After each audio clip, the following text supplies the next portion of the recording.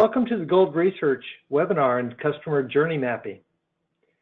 I'd like to introduce myself and Matt Tolman, who will be giving the webinar today, and talk about the content of what we'll cover, which will really be about how to do journey mapping, the value of journey-based and journey-focused research, the importance of behavioral research, what you can use it for, and some of the outputs that come from journey mapping, and then where to start your own journey. To introduce myself, I'm Greg Tucker. I'm the Senior Director of Customer Journey Mapping for Gold Research. I've been doing journey mapping for a couple of decades. I was fortunate enough to be selected as one of the 15 CX experts by CXPA, the industry organization, as well as one of the who's who of customer experience. Before consulting with Gold Research, I was also a CMO. So I've actually applied this not just on the research front, but on the application piece. Matt, could you introduce yourself? Certainly. Thank you again for attending this webinar. My name is Matt Tolman. I'm the Senior Director of Behavioral Science and Neuromarketing at Gold Research. I spend most of my time investigating visual perception, motivation, and decision-making, and how that relates to behavior. I use a variety of techniques coming from behavioral science as well as consumer neuroscience to generate these types of insights that drive consumer engagement. I also have 20+ years of experience serving a variety of companies in CPG, QSR, retail, financial and media clients, many of these being in the Fortune 500. Got a number of publications, if you care to look at these on another time, in Forbes, in the Journal of Advertising Research, the Wall Street Journal, as well as others, and got a couple of degrees that are related to this field. Fantastic. Thanks, Matt. For those of you who are joining who have the question of why focus on customer journeys, we'd like to reference something that McKinsey says about this one, which is customer journeys are far more significantly correlated with business outcomes than our touch points. And it happens in every industry. The customer's loyalty is really driven by the sum of all of their experiences with the company, not just around touch points. But much research and organizations focus on those specific touch points, each of which, in the graphic down below, shows that you can be at 90% or close to it in a variety of different areas. But at the end of the day, the customer might feel like they're only getting a 60% satisfaction level as a result of 4 different organizations giving them 90% satisfaction. It's really that customer journey that's the focus of our conversation. And the customer journey has a couple of different aspects. The physical journey, where people go in retail, where which aisles they walk down, which stores they go to. For restaurants, what's their path through into the cafe, through the drive-through, pick up and take home. But there's also all the digital aspects, which are becoming more and more important in the overall customer journey.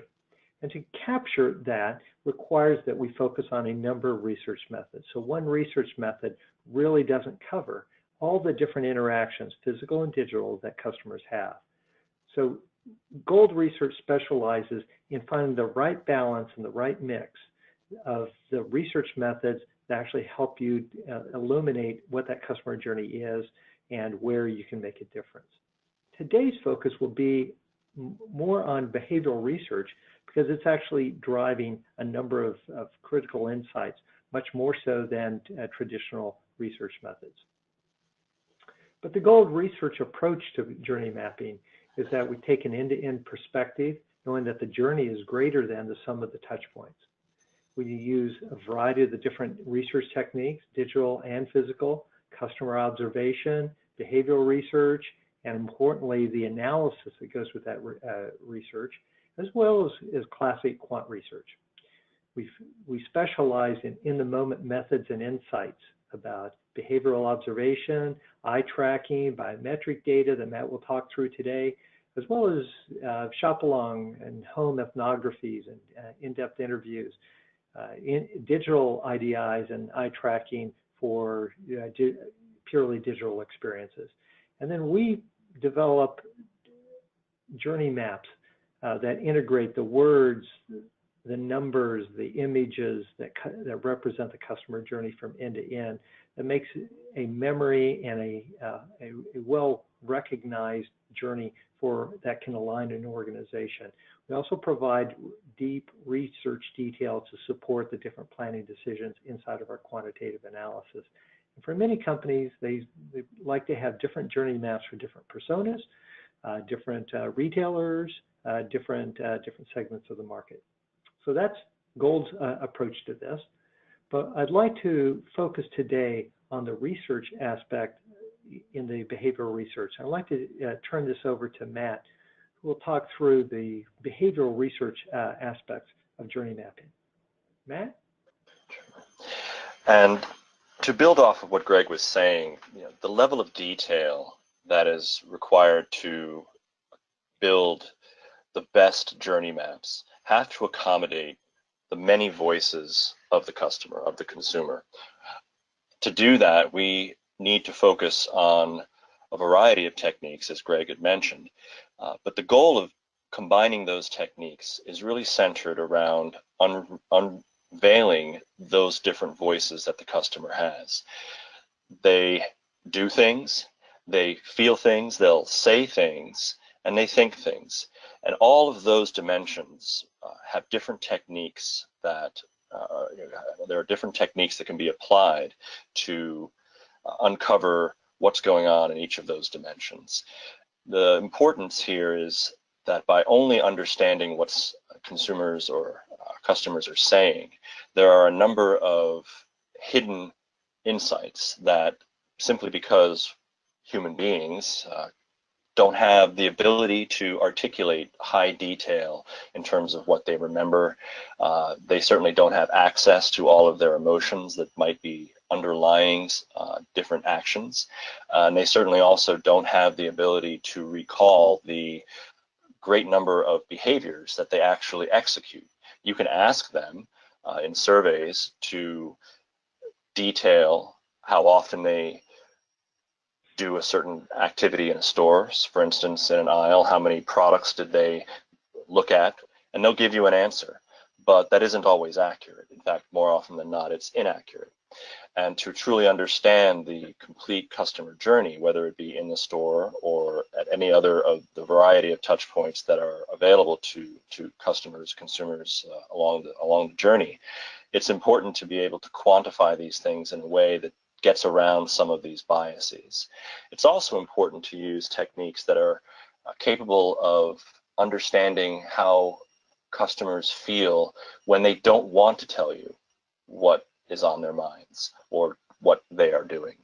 There are certainly categories which would be strongly considered being sensitive in terms of getting customers to talk about how they truly think about brands or usage or activities relating to the purchasing of those types of products.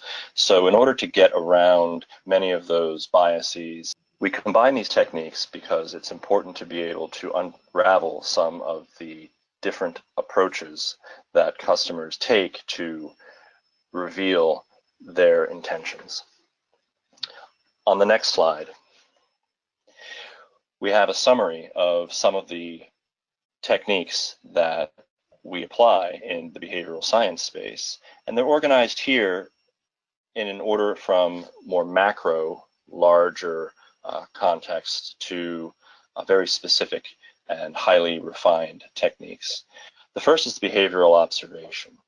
This provides a comprehensive landscape of all the different types of physical interactions that customers engage with along the journey. So this can be anything from how they move through a retail environment or through a restaurant, a fast food restaurant. It could be how queue experiences are unfolding in these environments. It could be product switching or comparisons that are occurring at shelf. But there are a myriad of behavioral components that, when quantified, can paint a much more robust picture of what is happening at any of these points along the customer journey. We call these pivotal moments. So in order to understand where these what these pivotal moments are and when they occur, behavioral observation is critical.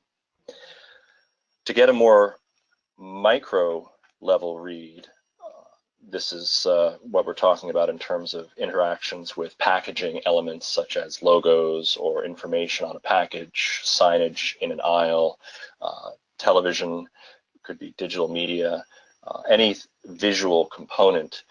We use eye tracking to better understand the nature of those experiences in terms of what is drawing attention and what is holding attention.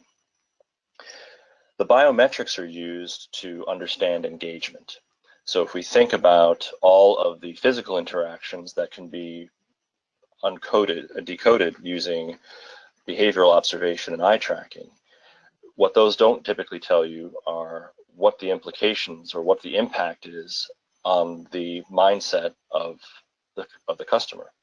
Biometrics allows us to have visibility into that, again, without needing to ask them explicit questions in terms of how excited they may feel or whether that excitement is positive or negative. On the following slide, we'll detail some of these techniques in with more specificity. So how do we capture behavioral data? Well, there's two primary ways which we do this. The first is utilizing videography, where we deploy small video cameras. They're wireless, they're very unobtrusive, they're placed in strategic locations in real environments. They are recording everything that happens during that time. So a couple of advantages there. The first is that the cameras don't shut off until they're told to, obviously. So all of the activity that occurs within that field of view is recorded and can be coded. So the speed at which you collect data is greatly enhanced, and you can capture many, many more observations in a given period of time than if you are collecting behavioral data utilizing either self-report or utilizing manual observation, although there are certain contexts where manual observation is either preferred or mandatory, and we have those capabilities as well. So what do we do with this information? The two primary outputs from the behavioral observation at the highest level are common routes through locations. Where do customers go first? Where do they spend most of their, where do they spend their time? What is the sequence of events or sequence of experiences that they engage with? Are there common paths which can tell a retailer or a brand marketer where the best locations for marketing messages might be to maximize exposure?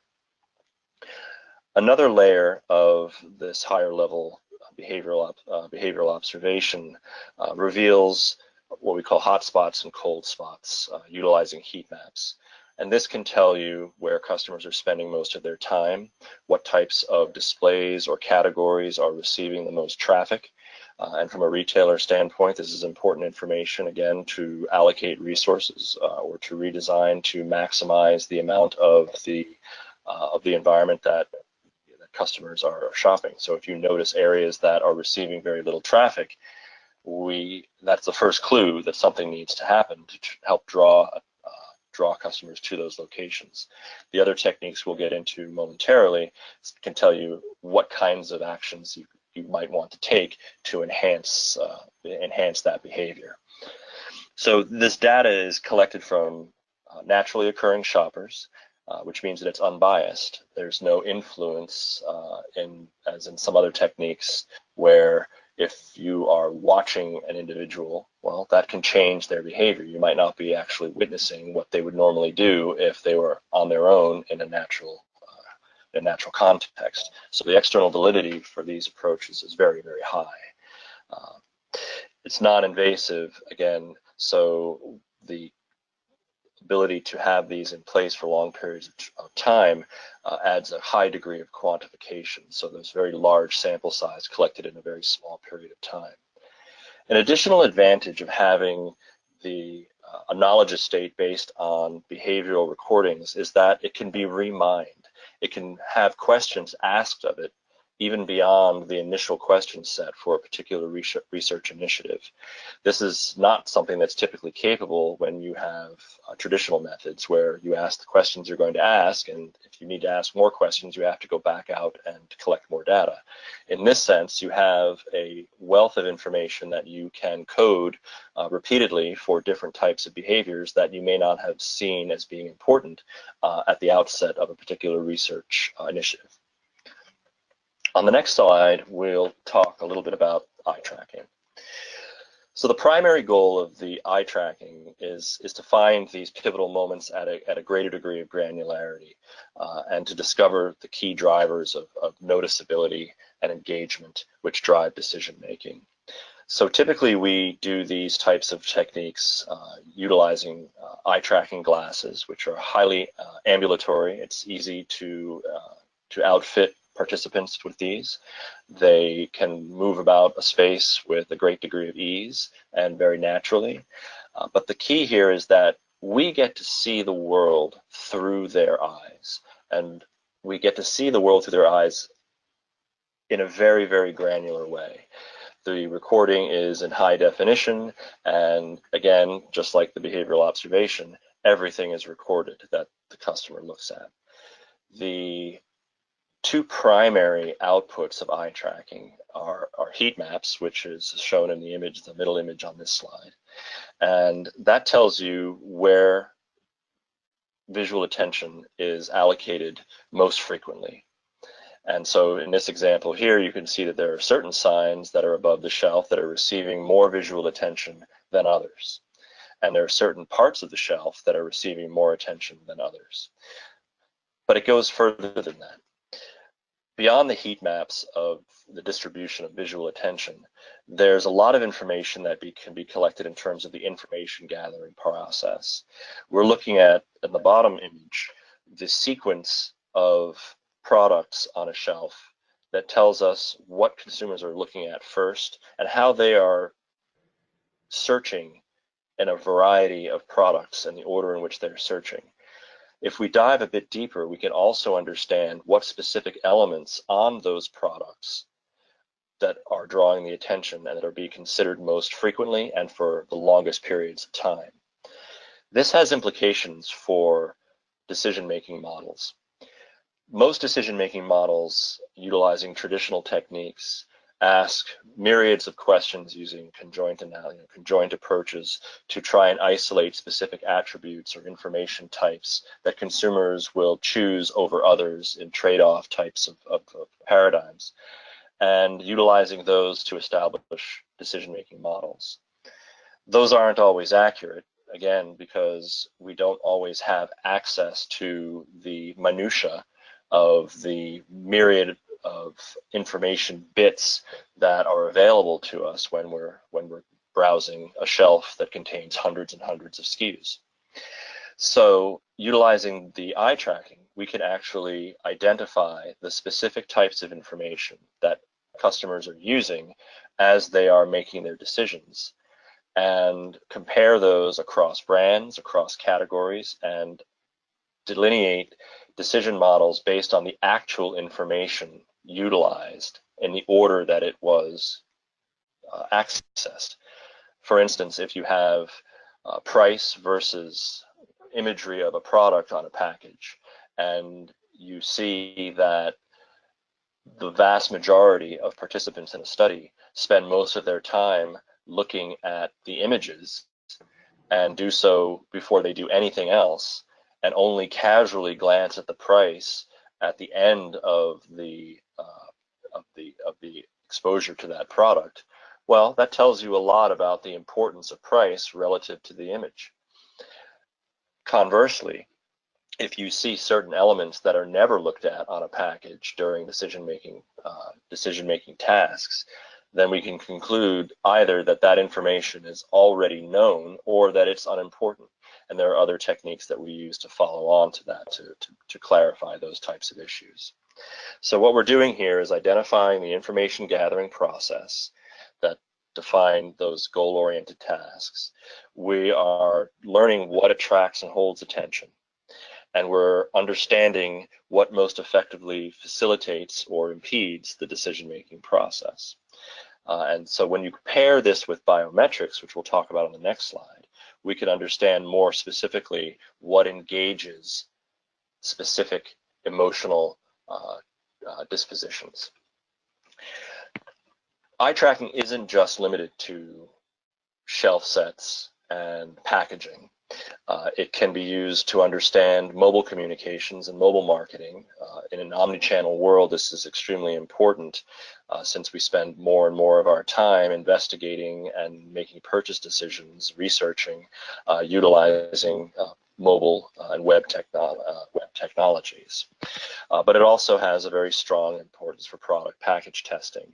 So a couple of examples here, again, from looking at phones and looking at tablets, we can discern what parts of a particular page or a particular website are attracting the most attention, and in what order is the information being gathered. On product packaging, this is an old example, but a very powerful one. When Tropicana decided that it wanted to reinvent its carton packaging, it used to have a package where the brand was the center of attention and drove a lot of conversion because that's what people wanted. But if you look at the right side image, you'll see that when they redesigned the package and they moved their brand to the side, oriented in a vertical, the brand was no longer the focus of attention, and it became, for that and a bunch of other reasons, one of the more substantial packaging failures of the last 10 years.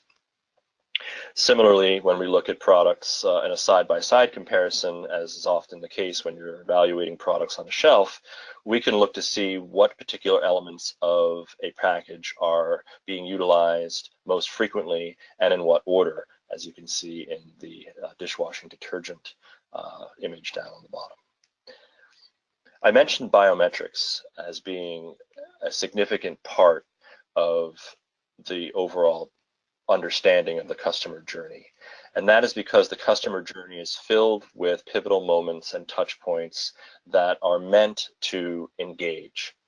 And engagement is a central component of customer experience. If you're highly visible, but you don't engage, then your likelihood of being the product selected, i.e. the conversion, will suffer.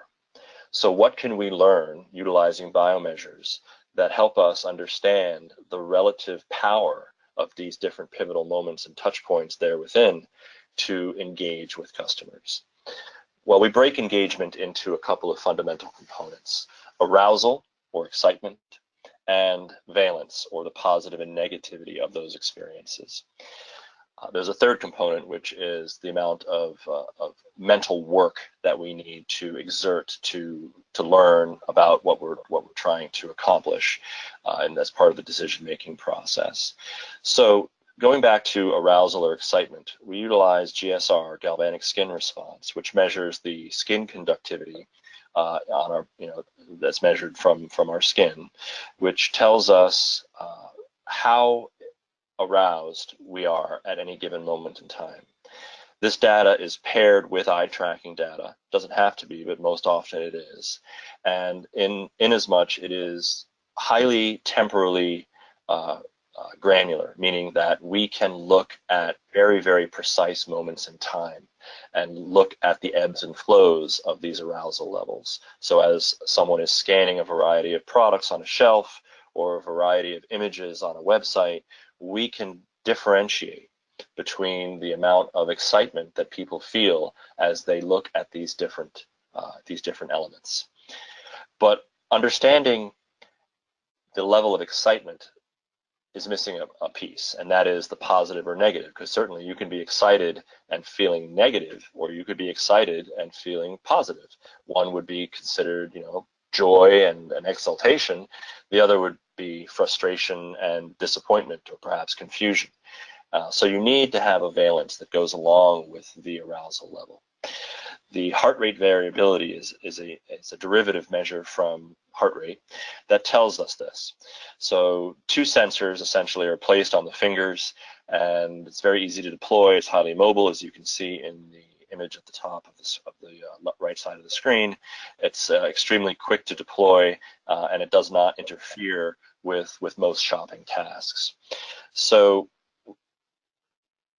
combining those two measures tells us both the degree that people are feeling excited and the valence, and applying that across the variety of touch points, regardless of whether you're in store or at home, reading a newspaper, watching an advertisement, seeing a movie, engaging in a financial transaction, whatever it may be. All of these can be learned about in a very granular way in terms of what is being looked at, the order in which it's being looked at, and what the emotional impact those exposures have.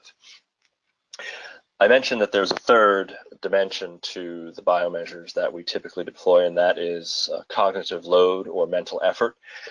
This is an important dimension because it tells us about how much information is being processed, or how hard you're asking customers to work to execute their learning or their behavior. Websites are great examples of this. If you have a website that is very well designed and is highly intuitive, the amount of mental effort required to get from point A to point B to C, etc., to the place where you ultimately, or where customers want to go, is streamlined. It's seamless.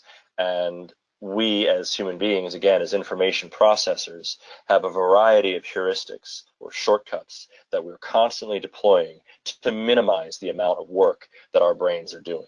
It's just the way we're wired.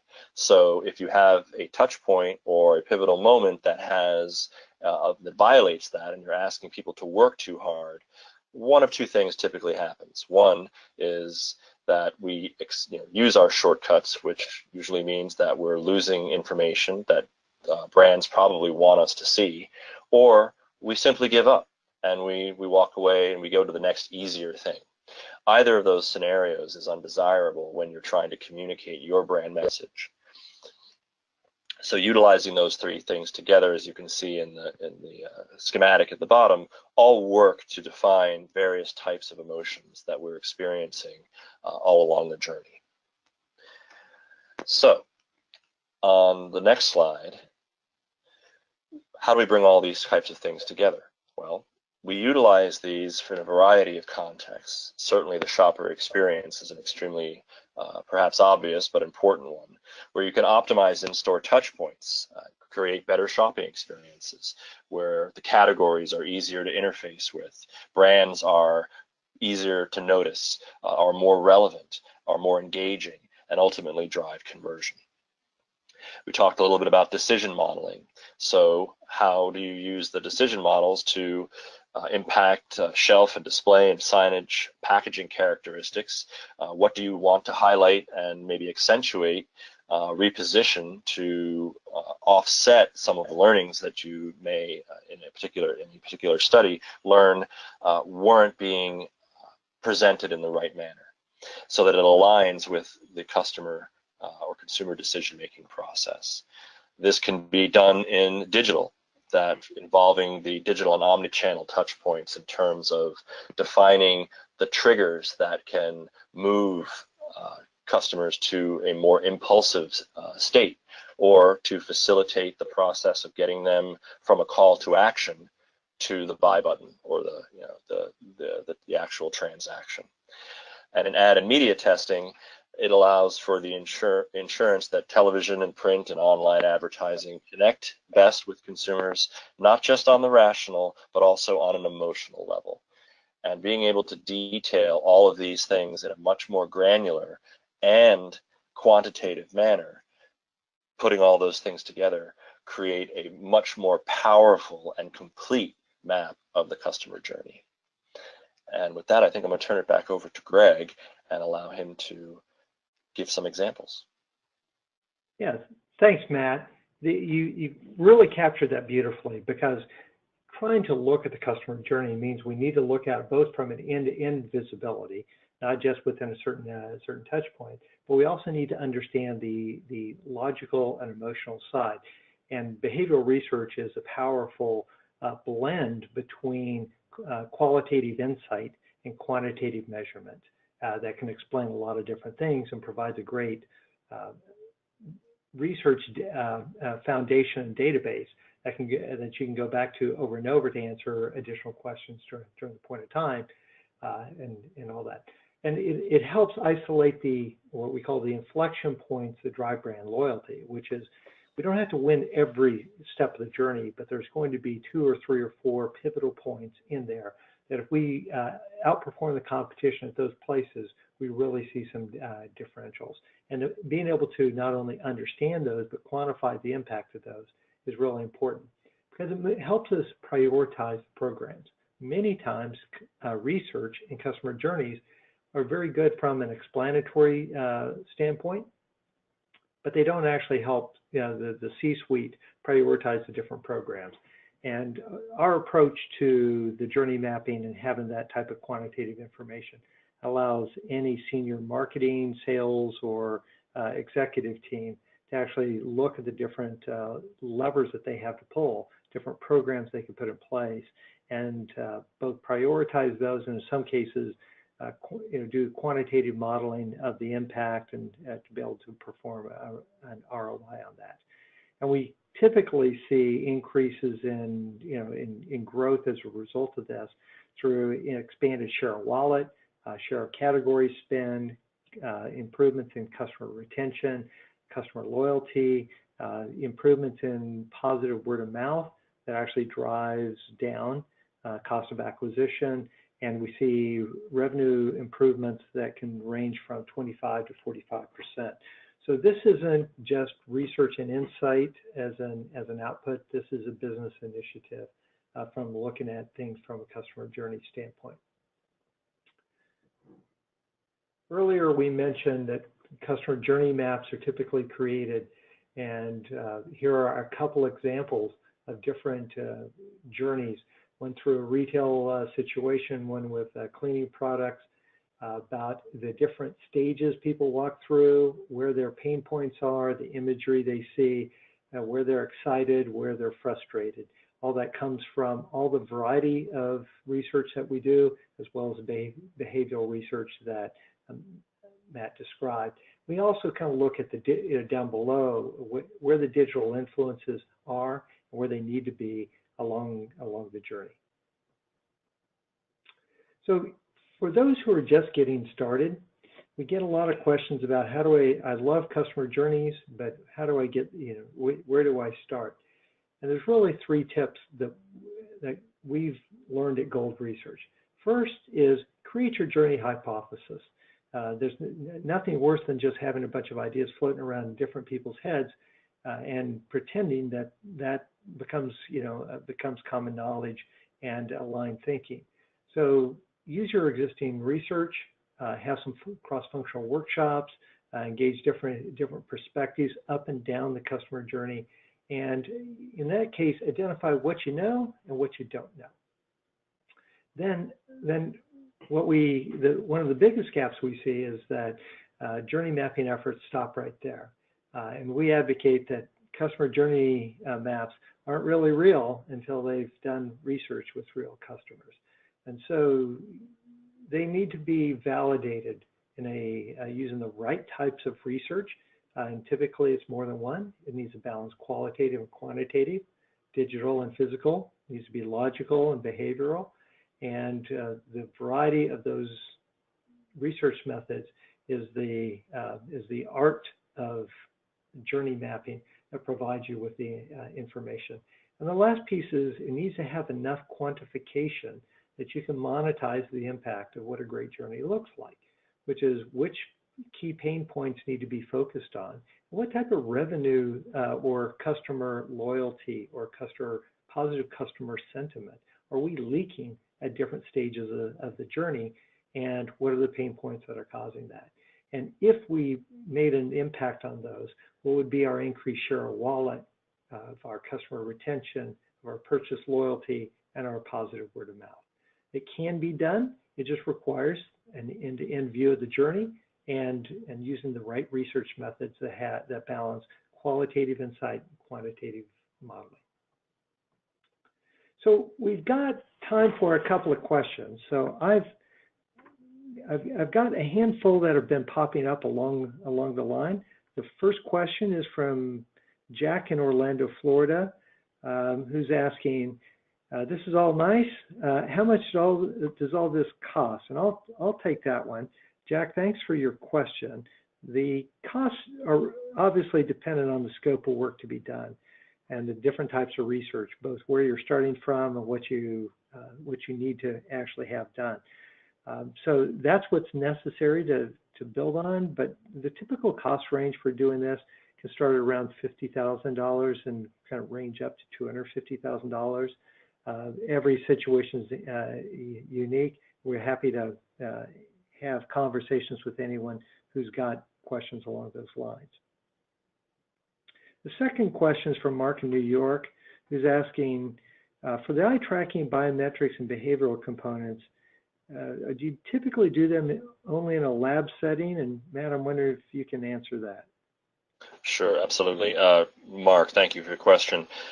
No, actually, it's almost the opposite. Certainly, there are certain types of questions for package testing where the prototypes are not yet available for positioning in a real environment where a lab test would be warranted. But as I mentioned earlier, we seek to apply a very rigorous approach that has the highest degree of external validity. And to accomplish that, we actually do most of our customer journey research in situ or in actual environments with real customers. Certainly the behavioral observation is a critical component of that, and the eye tracking technology along with the biometrics allows us to engage with participants that are free to do what they normally would do with very little to zero encumbrance on them to engage in artificial types of activities. So the in-store environment is your lab where we're concerned. Yeah, it also gives that in the moment insight that so that people know it's really happening and it's a little bit more accurate. Our third question is from Sandy in Dallas, Texas. Sandy's asking, how long do these projects take? And Sandy, it's a great question. Everyone wants to know that because everyone's looking for insights early and often. The projects typically take 30 to 90 days from start to finish. There's really depending on the level of research that's already been completed and how much needs to be completed and how prepared things are. So, but I think the Gold Research approach is, we provide insights as along the way so that no one's waiting for the big ta-da at the end of a project. They're getting insights as they come along so that the organization can absorb them on a more frequent basis. Our final question is Jill in Seattle.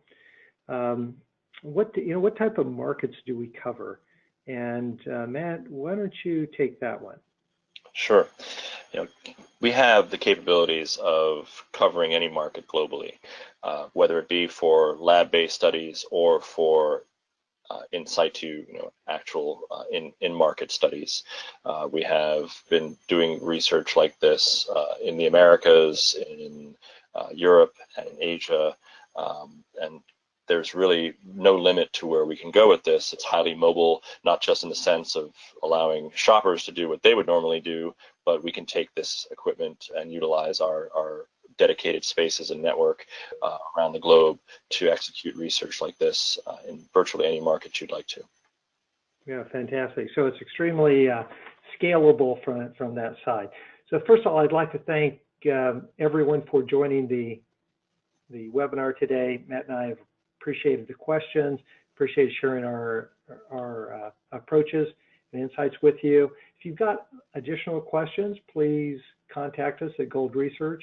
at the email address or the phone number on the screen. I'd like to say thanks to everyone for attending, and we'd be happy to take your questions, any comments, and follow up that you feel is necessary. Thanks to everyone. Thank you very much.